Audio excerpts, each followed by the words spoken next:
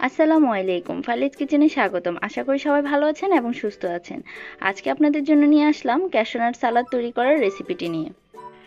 ছোট বড় সবার পছন্দের একটা সালাদ হচ্ছে ক্যাশনাট সালাদ। আমরা রেস্টুরেন্টে অথবা বাসায় বা যে কোনো অকেশনে এই সালাদটা খেতে খুব বেশি পছন্দ করি, বা বিকেলে হালকা স্ন্যাক হিসাবে এই সালাদটা আমরা খেতে পারি।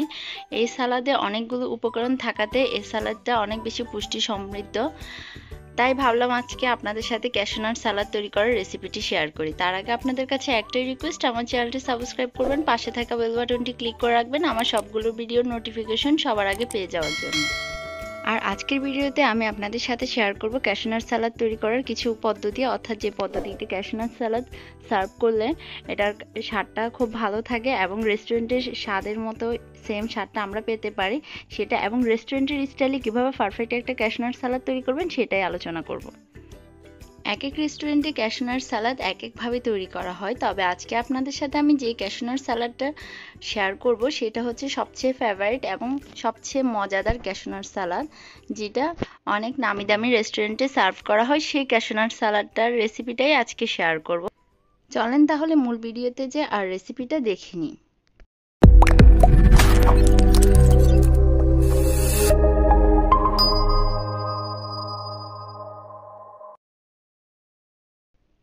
সালাদ তৈরি করার জন্য প্রথমে আমি নিয়ে নিচ্ছি মাংস, অর্থাৎ বোনলেস যে মাংসটা আছে সেটা নিয়ে নিলাম মুরগির। এর মধ্যে দিয়ে দিয়েছি স্বাদ মতো লবণ, একটু রসুন, একটু আদা বাটা এবং গরম মশলা, আর দিয়ে দিচ্ছি সয়া সস। এখন এটাকে আমি ভালো করে মিক্সড করে নিব।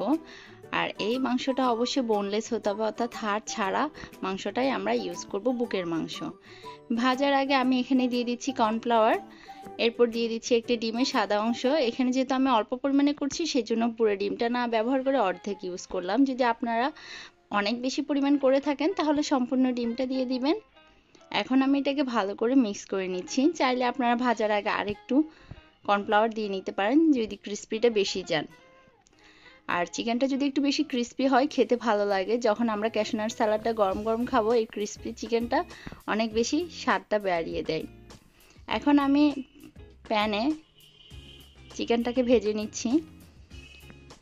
হালকা আঁচে এই চিকেনটা ভেজে নিব, অর্থাৎ এটা বেশি জাল দিলে পুড়ে যাবে, সেজন্য হালকা আঁচে ভেজে নিচ্ছি। যেহেতু এটা ছোট ছোট টুকরা, একটু ব্রাউন কালার হয়ে গেলে অর্থাৎ চিকেনটা হয়ে গেলে আমি চিকেনটাকে চুলা থেকে নামিয়ে নিব। রেডি হয়ে গেল ক্যাশনাট সালাদের চিকেনটা। আর সেই চুলায় অর্থাৎ যেখানে আমি চিকেনটা ভেজেছি সেই তেলের মধ্যে আমি বাদামটা ভেজে নিচ্ছি। পরিমাণ মতো বাদাম দিয়ে নেবেন, অর্থাৎ যেহেতু আমরা রেস্টুরেন্ট স্টাইলে করলাম আর বাদামটা একটু বেশি পরিমাণ দিলাম, কারণ ক্যাশনাট সালাদের এই বাদামটা কিন্তু অনেক টেস্টি।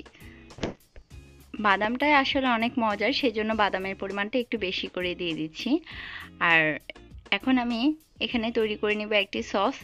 দিয়ে দিচ্ছি সয়া সস, এরপর দিচ্ছি টমেটো কেচাপ, দেন আমি দিব চিলি সস।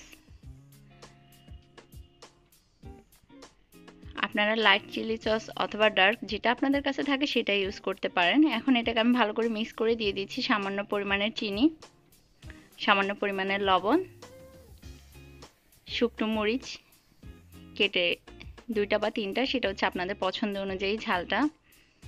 এরপর আমি এটাকে ভালো করে মিক্স করে নিব।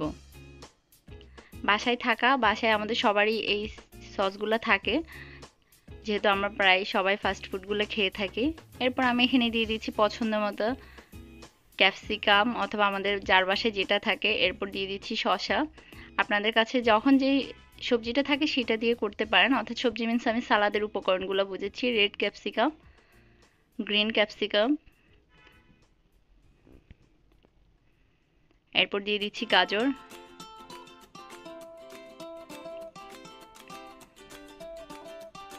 দেন আমি দিয়ে দিচ্ছি চিকেনটা একটু লাস্টেই দিলাম, কারণ হচ্ছে না হলে ওগুলো থেকে যদি পানি বের হয়ে যায়। আর অবশ্যই আমরা যে শসাটা ইউজ করব শসাটার ভিতরের অংশটা কেটে ফেলে দিব, না হলে ওখান থেকে পানি বের হয়ে যাবে, সালাডটার টেস্টটা নষ্ট হয়ে যাবে। এই সালাডটা একটু ক্রিস্পি হয়ে থাকে এবং গরম গরম যখন পরিবেশন করা হয়ে থাকে তখন এটার টেস্টটা অনেক ভালো হয়। আর এখন আমি এখানে সস দিয়ে দেওয়ার পর ভালো করে মিক্স করে নিব। খুব ইজিলি কিন্তু আপনারা বাসায় এই সালাডটা তৈরি করতে পারেন একদম সহজে। জাস্ট আপনারা চিকেনটা ভেজে নেবেন, সসটা তৈরি করে নেবেন, নাটটা ভেজে নেবেন এবং আপনাদের পছন্দ অনুযায়ী সালাদের উপকরণগুলো দিয়ে দিবেন, শসা, গাজর, ক্যাপসিকাম। That's enough. আশা করি আপনাদের কাছে অনেক বেশি ভালো লাগছে আজকের এই ক্যাশিউ নাট সালাদটা। আর ভালো লাগলে আপনাদের কাছে একটা রিকোয়েস্ট, আবার আমার চ্যানেলটি সাবস্ক্রাইব করে রাখবেন এবং পাশে থাকা বেল বাটনটি ক্লিক করে রাখবেন। এখন আমি সালাদটাকে পরিবেশন করে নিচ্ছি। আর এই সালাদটা অবশ্যই গরম গরম খাবেন। আর যখন বাসায় কোনো গেস্ট আসবে আগে থেকে সবগুলো উপকরণ তৈরি করে রেখে এটাকে লাস্টে মিক্স করবেন, তাহলে তাদের সামনে আপনারা গরম গরম সালাদটা পরিবেশন করবেন। কারণ এটা যদি আগে থেকে মিক্স করে রাখেন তাহলে হবে এটা খাওয়া যাবে না এবং এটা টেস্টটা নষ্ট হয়ে যাবে। সবজি থেকে তো একটা পানি থাকে, ওটা সালাদের চিকেনটা এবং বাদামটাকে চুপসে নরম করে ফেলে, তখন এটা খেতে আর ভালো লাগে না। সেজন্য অবশ্যই এই সালাদটা খাওয়ার ঠিক 2 মিনিট বা 5 মিনিট আগে আপনারা এটাকে রেডি করে দেন এটাকে সার্ভ করবেন। আশা করি আজকের ভিডিওটি আপনাদের কাছে ভালো লেগেছে। আর ভালো লাগলে অবশ্যই লাইক কমেন্ট করতে ভুলবেন না, আর আপনাদের সুন্দর সুন্দর মতামত জানাতে ভুলবেন না। ধন্যবাদ আমার সাথে থাকার জন্য এবং আমাকে সাপোর্ট করার জন্য। আসসালামু আলাইকুম।